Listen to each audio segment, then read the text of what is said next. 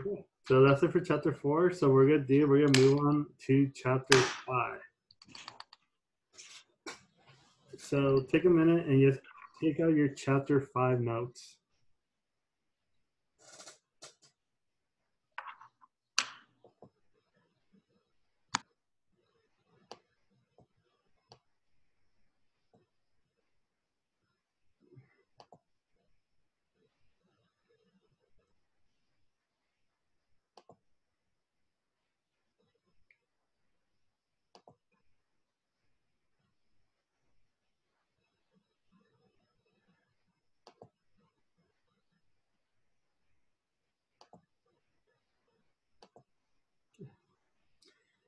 Right. So for chapter 5, we're gonna get into discrete variable, and we're also gonna get back into continuous variable. So whenever we're talking about discrete variable just means that it's only possible to get a whole number. So if you look at this example I have here with the number line, if you look at it, it's only like a 3, a 2, a 1, a 0, -1, -2, -3. So it's only possible to get a whole number. So that's a discrete, because discrete are countable numbers. So countable number just means you should be able to count them. Like you're not gonna be able to get like any decimal value or anything like that. It should be 0, 1, 2, 3, so on and so forth. So that discrete variable, we also have something called continuous variable, where it's possible to get 3, 2, 1, and 0. But the thing is, it's also possible for you to get value in between 0 and 1, 1 and 2, 2 and 3. So I could get value like 2.3 or 1.75, or we could get 0.678, so on and so forth. So that's the difference between continuous and discrete. Discrete, you kind of have to think about like, is it possible for me to only get whole number? If it's only possible to get whole number, then it's discrete. But if it's possible to get whole number, but also to get value in between those whole number, then it's going to be considered continuous. Right. Any question in regard to continuous versus discrete? No. So let's go ahead and do some example of discrete versus continuous. All right. So for this one, it said the number of light bulbs that burn out in a room of 10 light bulbs in the next year. Discrete. Yeah, so this one should be discrete because you're either going to have 0 light bulb that burned out, you're going to have 1 that burned out, 2, all the way up to 10. But it's not possible for you to get like 0.5. So this one will be considered discrete. All right. Everybody good for A? All right, let's move on to B. All right, so for B, it says the number of leaves on a randomly selected oak tree. Discrete. So, cool, yeah, I could take it if I wanted to. If I was bored enough to look, I could go like, it has 0 leaf, it has 1 leaf, it has 2, it has 3, it has 4. But it really can't have like half of a leaf or a quarter of a leaf. It either have a leaf or it doesn't have a leaf. So we're gonna say this is discrete. All right. Lastly, the length of time between call to 911. Continuous. Perfect. So this one's continuous because you could tell me somebody called and lasted for 5 minutes, or somebody could have called and lasted 10.7 minutes for them to arrive, and so on and so forth. So that will be continuous. Everybody good for discrete versus continuous? Yes. All right, so up next we're getting into something called a probability distribution. So you should already know this as a probability model.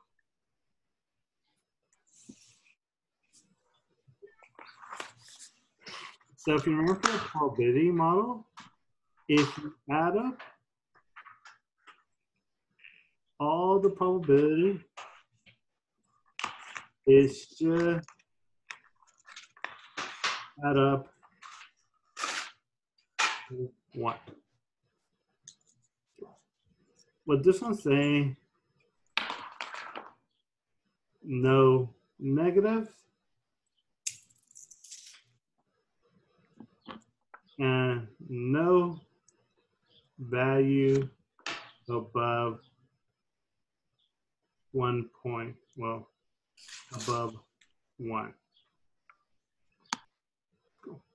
So we should have already done these, but it's essentially just a different thing because instead of my x being categorical variable, now my x is going to be discrete variable. So let's go ahead and do this next problem. So for the next one, it said the table below show the probability distribution for the random variable x, where x represents the number of movies streamed on Netflix each month. Is the following a probability distribution? So let's go ahead and do this one. So we want to check these two conditions. The probability has to add up to 1, and all the probability has to be between 0 and 1.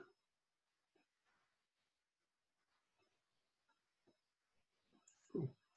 So let's check out the easy one. So if you look at all the probability, do we have any probability that's below, well, that's negative?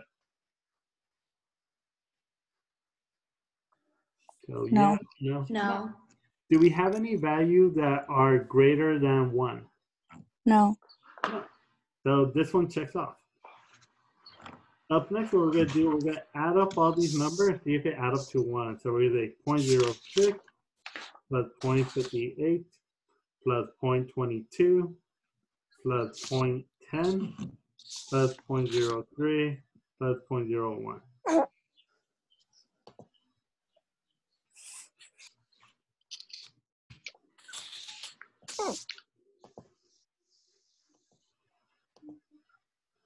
So we'll say 0.06 plus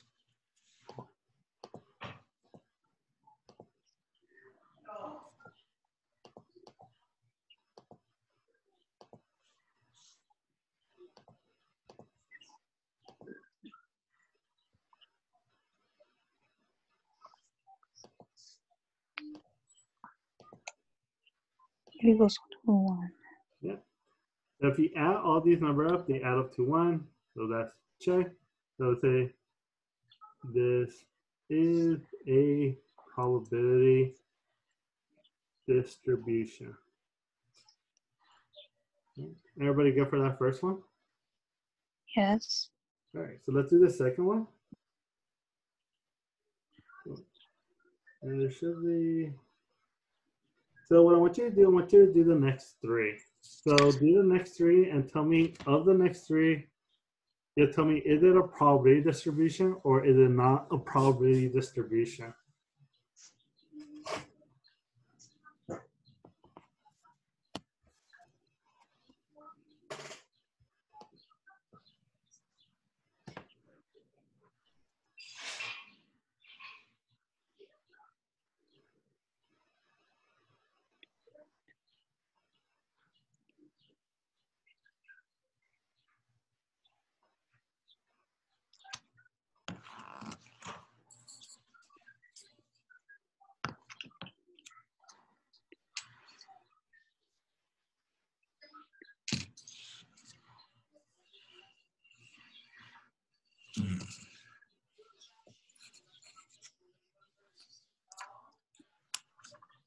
The next one isn't.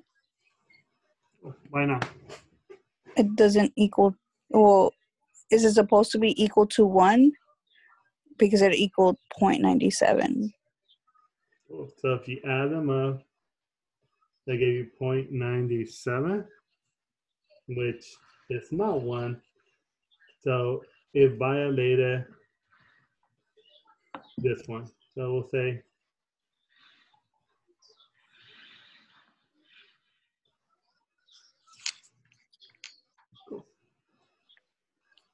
The last one's not.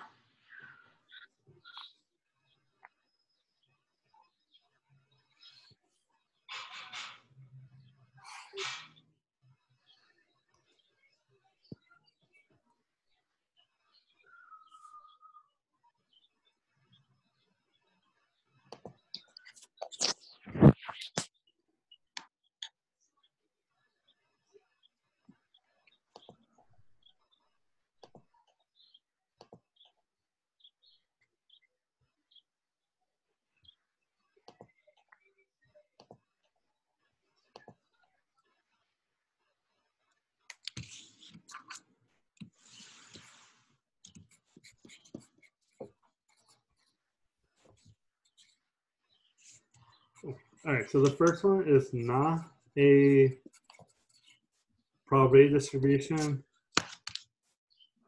What about the second one? The second one, a probability distribution? Does my mic not work? Yeah, it does. Oh, I said it's not because the it's negative on the bottom. Cool. Yeah, it has some malfunction going on right now. Cool. So we'll say not a probability distribution. All right. And what about the last one? Is the last one probability distribution? Yeah. Yes. Cool. So we'll say yes. Because if you add up all the probability, it still add up to 1. If you look at all the probability, it's between 0 and 1. So it is a probability distribution. Cool. All right. So we're done with that. Any question in regard to how to find probability distribution? Well, to see something in the probability model? All right, so let's go on to the average. So we're going to get into how to find the average when we have the X value, but we also have the pretty much the probability that that value will occur. So I'm going to show you different way how to do this. So that way you kind of know how does it work.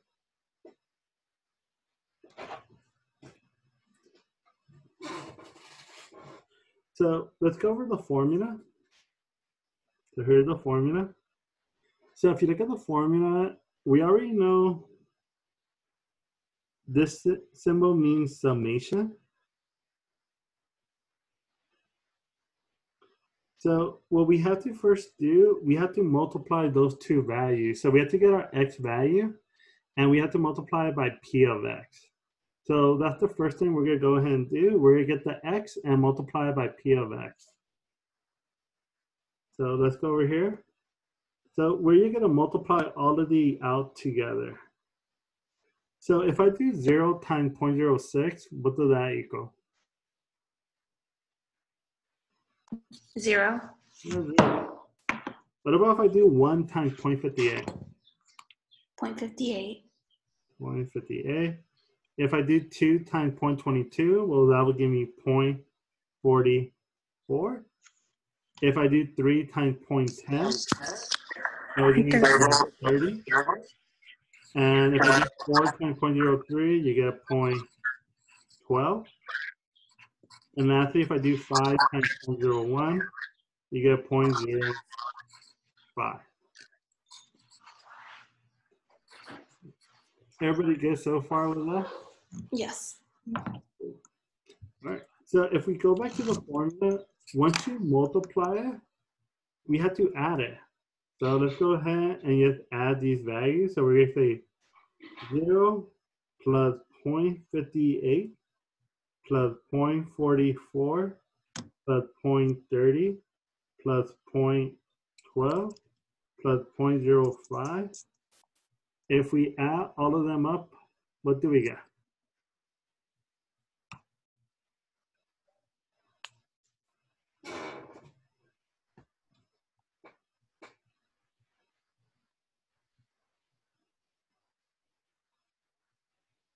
$1.49. So you get 1.49. So our average is equal to 1.49.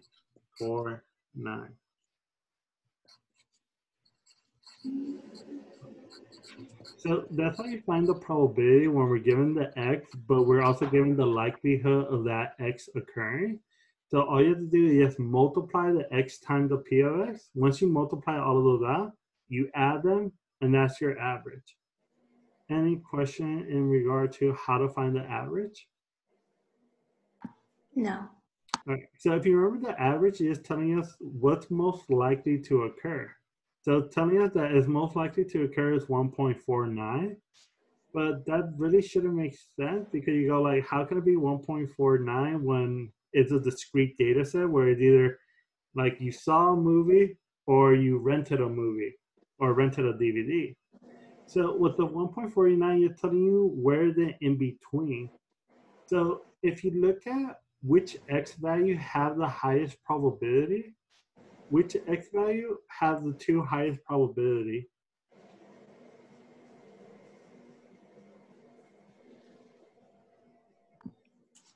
One and two. Yeah, cool. 1 and 2. So that way we got 1.49. Because it's telling you between 1 and 2, that's where we have the highest probability that somebody will get, well, how many movies somebody will get. So that's what the 1.49 represents. You're saying it should be in between 1 and 2. Because those are the two highest probability. And that's it in regard to the mean. Any question in regard to how to find the mean? All right, so let's scroll down.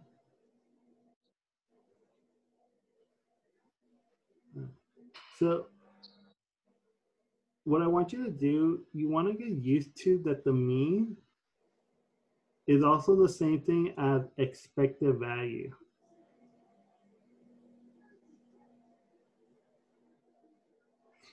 Because when I say the mean, or if I say expected value, they're pretty much the same thing.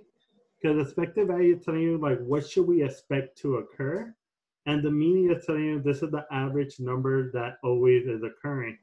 So the mean and the expected value are one and the same. So if I say find the mean, or if I tell you find the expected value, it is exactly the same thing.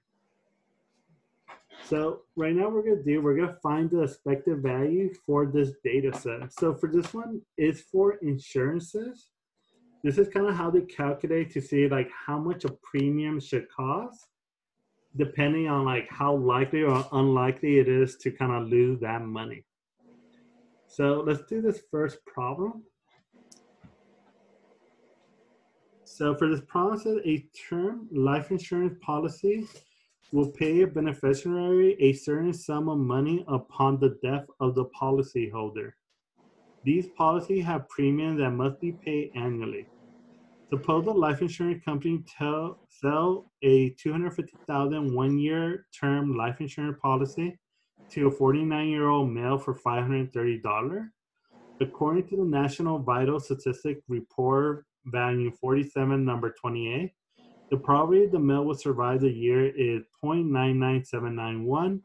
Compute the expected value of the policy to the insurance company. Okay, so the first thing, what you want to notice, they ask us to find the expected value, but for who are they asking us to find the expected value for? The insurance company or for the person buying the insurance?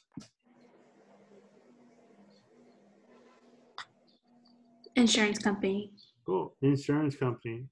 So that's going to make a huge difference because that's going to make it where your expected value, instead of being a negative, most likely now should be a positive.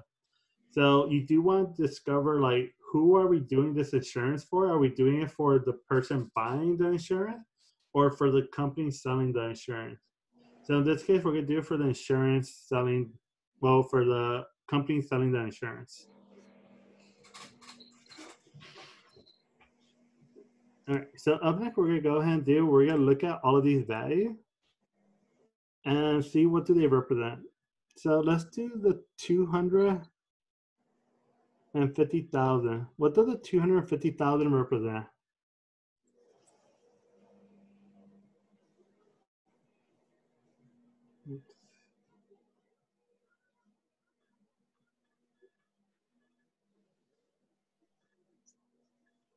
That's how much they sell of life insurance a year. So you have to pay $250,000 to buy this health insurance, or sorry, this insurance policy? No, that's what it's worth. Like that's what it's worth. So if somebody died or something, that's how much they have to pay out, correct? Yeah. So this is a payout. Who gets the payout? The person's family, not the dead person. Yeah, that'll be kind of awkward. So pretty much not the insurance company, correct? So the 250,000 go to the person's family. So let's look at the next dollar amount. So the next dollar amount is 530. So for the 530, what is the 530 for?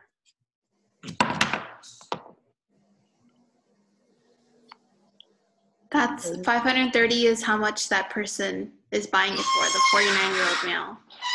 So buy the insurance. So the $530, who get that money? The insurance or the insurance company or the person? The insurance. So the insurance.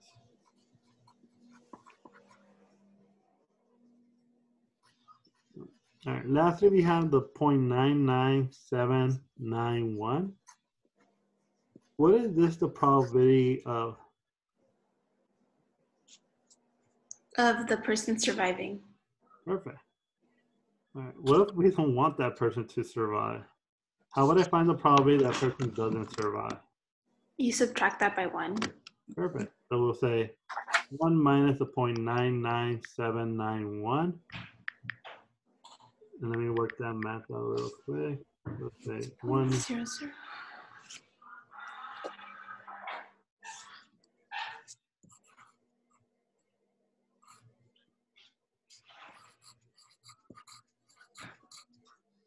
So you get 0.00209. Everybody good so far with all of those numbers? Yes. All right, so here's where the fun part begins. We're gonna put this into this table. So if you look at the table, it says the person survived or the person does not survive. X represent very much money. So this represents the money the insurance company is getting.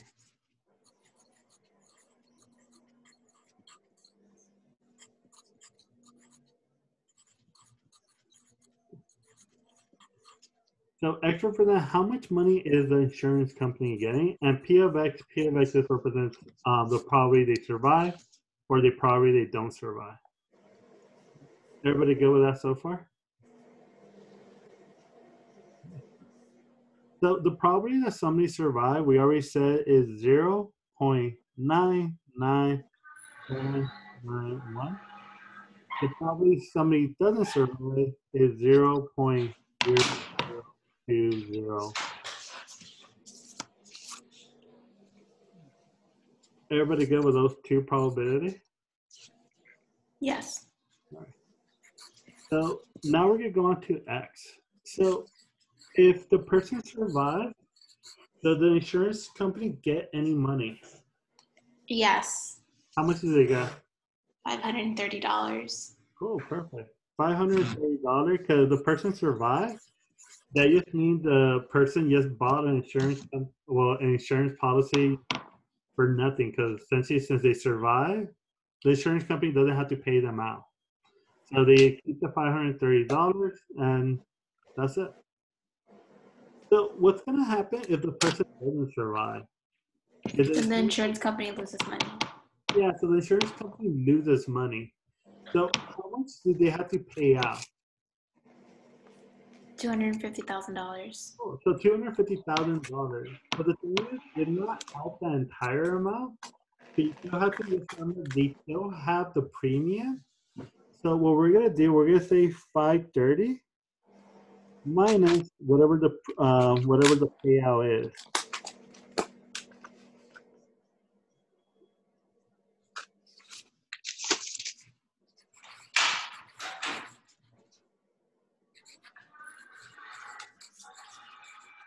So if we do 530 minus 250,000, you get negative 249,470.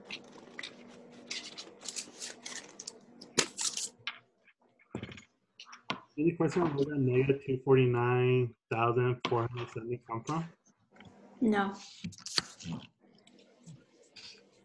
Okay, so let me kind of rearrange some of these stuff.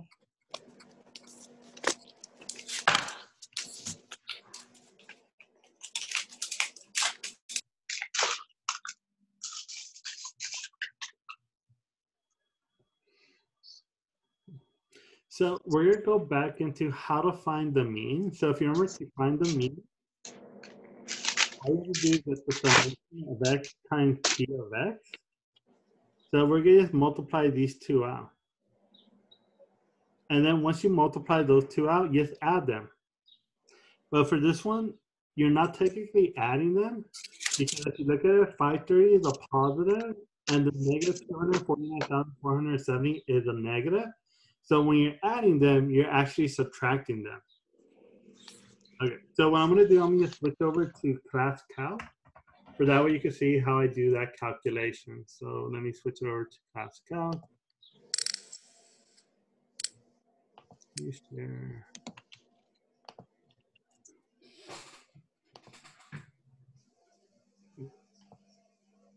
So we're gonna say 530 multiply by 0.99791.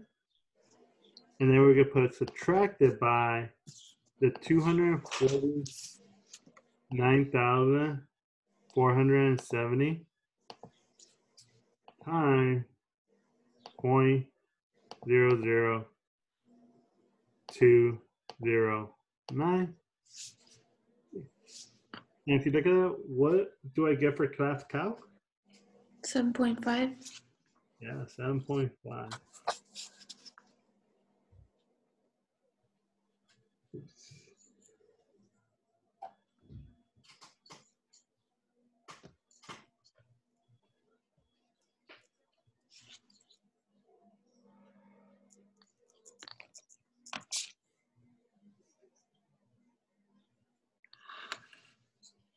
All right, so let me switch back to to my iPad.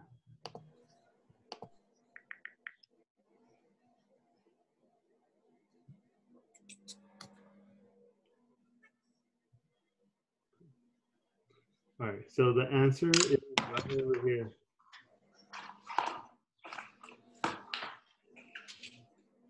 Right, so far, any question on the work involved in order to get the 7.5?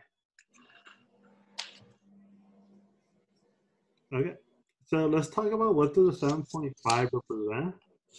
So the 7.5 just represents how much money they're going to be getting off of each insurance policy they sell. So pretty much if you look at it saying for each insurance policy that they sell, that means they're going to get $7.50. So that doesn't mean they're always going to get $7.50 because sometimes they might get higher than that. Sometimes they might get lower than that. But that's the average amount they should be getting. So the thing is, kind of think about it, if they sell this policy to like 1 million people, we can't expect all of the 1 million people to survive. There are going to be some of them that die. So from that money that they got from the premium, they're able to pay out those people who do die. But at the end of the day, they should still have a surplus that they're going to be gaining $7.50 for each insurance policy. So if I want to make that expected value go up, what do I have to do with the premium? Make it higher. Yeah, just make it higher. So depending on how much they want to make in profit for each insurance, for each insurance policy they sell, they have to increase the premium. All right, so that's it for that first example. Any question for that first example? Get the probability of them not surviving, do you always have to subtract by 1? Yes. Okay. Yeah, because essentially they're mutually exclusive. It's either they survive or they don't survive. There's like no in between. So yeah, so you always subtract it by 1. Okay, thanks. Yeah, you're welcome. Okay, so let's do this 2, and then we'll just stop right there. So for part A, oh, for some reason I froze. Let's say stop share.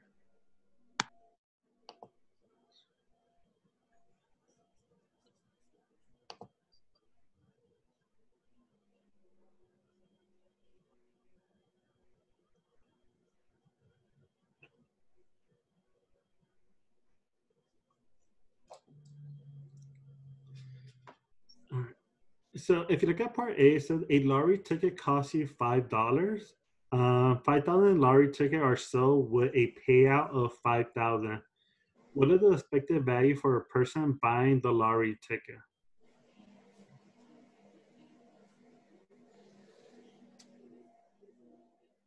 So for this one, are we doing this for the person selling the ticket or for the person buying the ticket? Buying the ticket. Oh, thanks, Samantha. Yeah, so we're doing it for people buying the lottery ticket. So that's going to be important for your X value.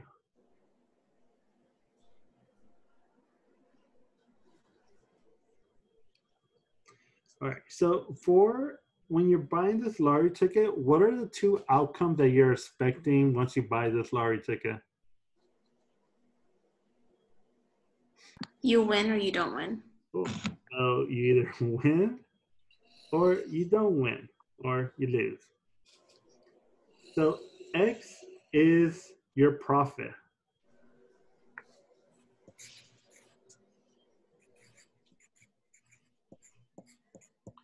And we'll put P of X over here. All right, so let's go if I lose. If I lose, how much money did I lose?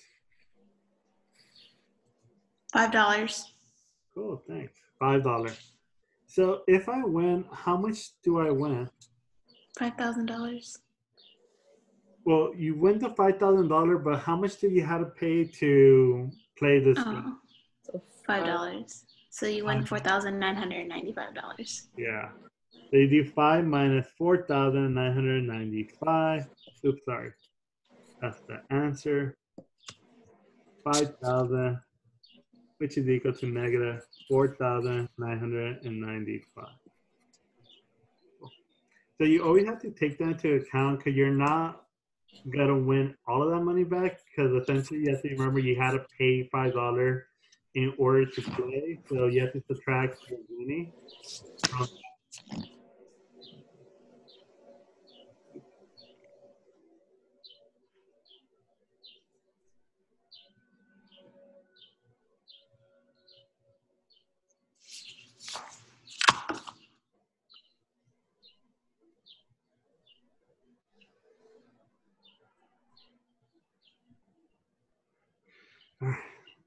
Everybody go for that one so far? All right. So what is the probability that you win? So don't actually give me the probability, just tell me how can I find the probability.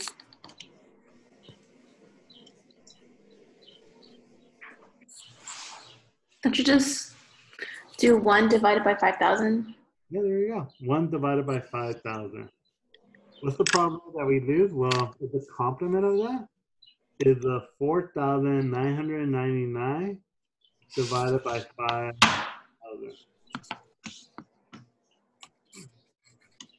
Any questions so far how I got the 1 divided by 5,000 and the 4,999 divided by 5,000? Okay, so last thing we're going to do, we're going to multiply these two up and we're going to get our answer. So I'm going to switch over to Class Calc for that way you can see this.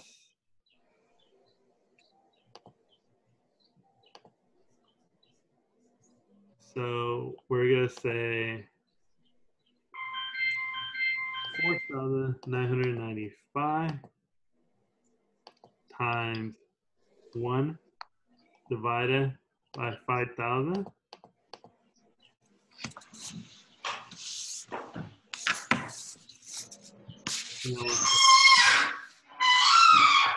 Minus 5 times 4,999 divided by 5,000.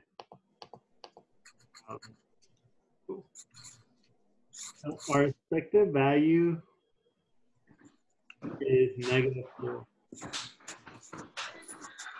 So is the -4, does that represent that I'm most likely to win or that I'm most likely to lose? Lose. Yeah, because every time I play this game, I'm losing $4. So if you kind of remember the law of large number, it's saying like eventually if I keep on playing this lottery long enough, I'm eventually gonna win. But the amount of money I put in, I'm gonna be losing more money compared to the money I'm actually returning. Kind of think about it like if anybody ever been to like Las Vegas or anything like that. If you have played like in the casino, like you are gonna win eventually, but the amount of money you have to input in order to win will be so much that the loss is gonna outweigh the winning, that you're gonna lose more money than actually gain. And that's it for A. Any question in regard to A? No. All right, so let's do B, and then we're gonna call it a day for today. So let's switch it over again to the iPad.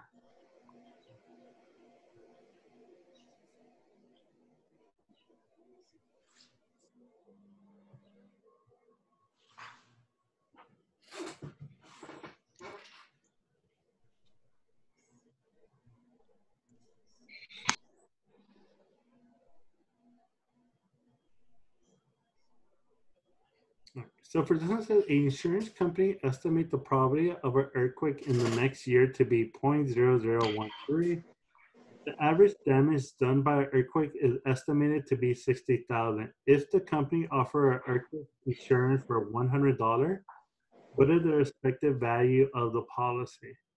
Now for this one, are we doing it for the person buying the policy or the person selling the policy?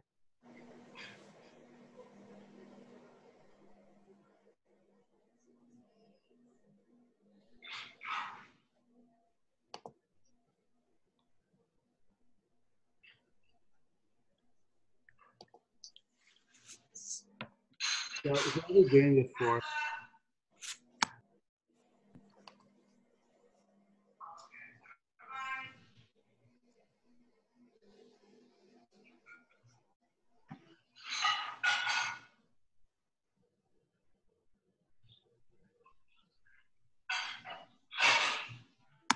For the person buying the insurance. Well, for this one, we're actually doing it for the insurance company. If you look right here, it says if the company offer equity insurance for $100, what is their expected value? So we're doing it for the company. I don't think my mic works. I tried talking for like 2 minutes. Okay, no wonder you went deaf early. All right, so let's try doing this. So what are the two outcomes that could happen for this insurance company? You either pay out or you don't pay out.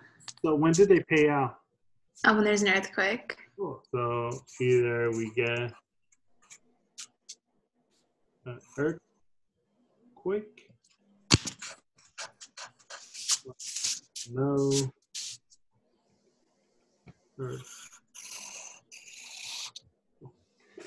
So either earthquake is gonna hit or earthquake is not gonna hit. So they tell us the probability of earthquake hit is 0.0013. So if I want to find the probability of earthquake is not gonna hit, we do 1 minus 0.0013.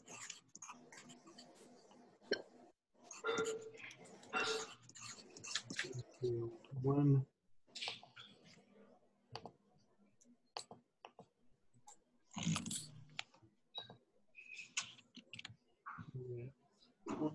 Nine.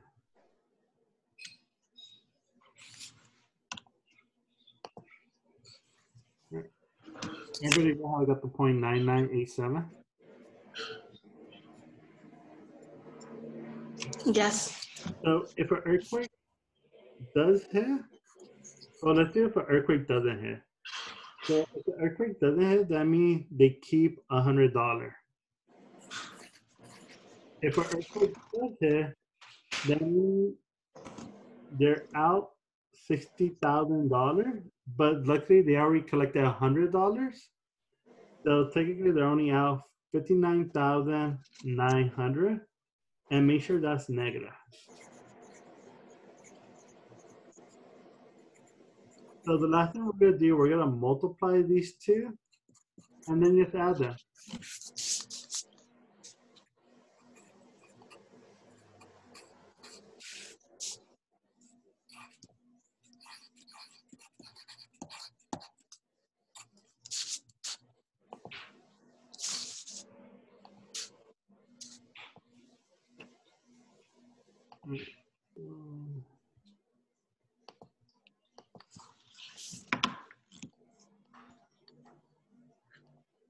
So we're gonna do 100 multiplied by 0.9987 minus 59,900. We're going to multiply that by 0.0013. If you look at it, we get $22.